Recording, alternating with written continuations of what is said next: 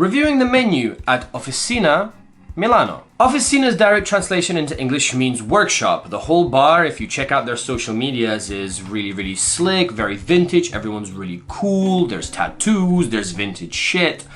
Wonderful. As a disclaimer, I just want to mention I've never actually been to this venue. I have been invited a bunch of times, but I never somehow managed to make it over there. This is one of the first menus that was sent to me, and let's get started. Shall we? Alright, as first impressions, I really like the front cover. Intriguing front cover, very unusual. It says easy at the front, there's these illustrations of leaves. The binding looks a bit fragile, but it's actually quite sturdy. It's just a thread. So, front page. Statement. It's not easy, but it's essential. Quality smells of nature and does not embrace waste. Oh god, I hope it's not sustainability focused. Smells of nature? Okay, whatever. The paper actually has this weird, it's definitely premium textured, but there's like these specks of, is it recycled? Some clarifications. Well, thank you.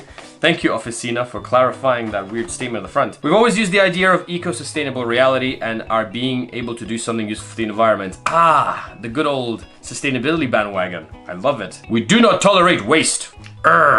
Their menus are printed on recycled paper. I was right, and I haven't even seen this page. Classic drinks, 12 bucks. Anal-coholic. I assume that's Italian for non-alcoholic, but as an English speaker, anal-coholic sounds really funny. Only 10 euros for anal. Cheap. Oh my god. It's Sunday. It's God's day. So from a practical standpoint, just a little bit of info. This menu contains 80 pages. Jesus! It has 37 drinks listed. 2 of them are non-alcoholics. The weight is 258 grams. The drinks price are listed as classic drink 12 euros and non-alcoholic, or in Italian anal-coholic, 10. There's a bunch of other stuff I can mention with regards to the features of the menu, but I'm gonna go straight into pros and cons because what the fuck. So, pros.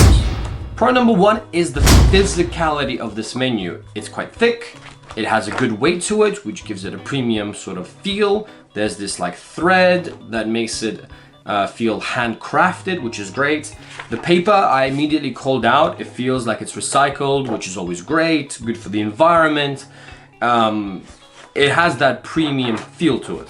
Pro number 2, the layout of this menu is great. Clear layouts work best, and I like seeing other people's take on them. Name of the drink, ingredients, little round illustration, which I haven't quite figured out yet, and then a descriptor. Beautiful. And on the left is a retro visual design that's color-coded with the drink. But there's a bunch of shit that I'm just like, what were you thinking? So, cons. This menu is 80 pages long. 80 pages! Christ almighty! I make an effort with every menu to analyze every single page, and I got really tired after page 60. Number 2, there's no contents page. You can debate me on this, but fuck that. If you have 80 pages and every drink takes up 2, have a contents page where I can see all the drinks on one page, so at least I then flick to the drink I want. Number 3, tannic, light, citrusy. Yes, they're flavor descriptors. Italian, energetic, full body, after dinner are not flavor descriptors. I looked through all of the descriptors on all the drinks.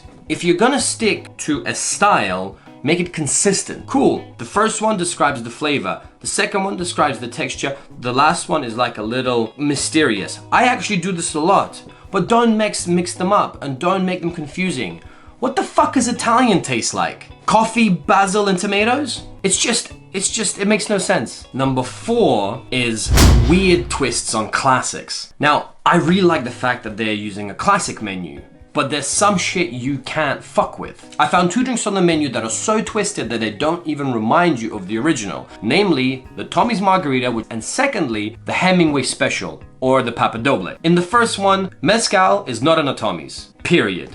The Papa Doble, or the Hemingway Special, originally contains grapefruit juice. Now they list pink citrus, but for me that's way too ambiguous to even be similar. I'll give it benefit of the doubt, but the Tommy's thing really bugged me. Regardless, let's move on to visual. I really like this menu. I think they definitely have taste or work with a designer that has a really good eye for colors. The front cover, once you read the concept, makes a lot of sense. The Mother Nature sustainability thing really screams on the front cover. I really like the fact that all the colors are quite soft and not quite in your face and intense. And they really put a lot of effort into the design. We can't not mention the fact that every page is color coded, has its own specific color variation. And generally, this is a very vibrant menu and grabs your attention from a color perspective. Regardless, I want to jump straight into pros and cons because, yeah, pros. Number one, every drink has a color that is actually associated with the visual look of the drink. I particularly like the New York Sour, the fact that they've incorporated the layering of the red wine into the color palette, into the design of the page. Number two, the colors that they use per page for both text and the rest are either matching or contrasting. This makes it easier to read, it's more pleasant for the eye. It's something you don't notice until you're looking for it or you understand. Number three, the use of different shapes, very retro sort of chic 50s, 70s illustrations and matching them with the drink. They really thought about the emotional background of the drink and incorporated it visually. Whoever's done this for 37 drinks is genius. Now visually, I think this menu is pretty flawless. But my one con is, I really like this round illustration that we have on every page. I guess because I haven't been to the bar, I don't know what the idea behind that is. I can't seem to figure it out just by looking at the menu. There you go. I think that's a con. Regardless, let's move on to concept. Now, I haven't been to Officina Milano. As a result, it'd be very hard to conceptually judge this menu versus the concept of the bar itself. This makes this review particularly difficult. Instead of having pros and cons, what I'm gonna do is take the concept as it's stated in the menu and go down every single point they've made, compare that to what is actually in the menu. So point number one, and I'm gonna read this out so everyone's on the same page. We use raw material trying to enhance the concept kilometer zero, which means only locally sourced ingredients. The practical design of the menu completely matches that mission statement, but your menu is 80 pages long. The length of your menu contradicts your mission statement. Also, kilometer zero, so only locally sourced ingredients, only something that's within 1 kilometer of your venue. That's why you're not using tropical fruits. Well, you've got Michter's whiskey, you've got tequila, you've got all these ingredients that travel all the way across the world, and you're using them in your drinks. It contradicts your mission statement. Also, if you're sustainable, why are you redistilling Disaronno? Isn't taking a product that's finished and then spending electricity and creating waste to redistill it for a cocktail, creating more waste? Point number two, the flavors of lime, agave, and other tropical ingredients are replicated with similar Italian ingredients. Lime, agave, okay, cool. What is other tropical ingredients? In the Papa Doble, the Hemingway special, you put in pink citrus. Yet in your non-alcoholic cocktail, you use pink grapefruit. So is pink grapefruit a tropical ingredient that you need to replace? Or is it not tropical enough, but you just didn't want to use it in a classic cocktail? Point number three, we do not tolerate waste. The scraps of our citrus fruits are distilled and reused as perfumes. Awesome, I saw there's perfumes all over the menu, that's great. We avoid using disposable products. Well, you've got egg white on the menu.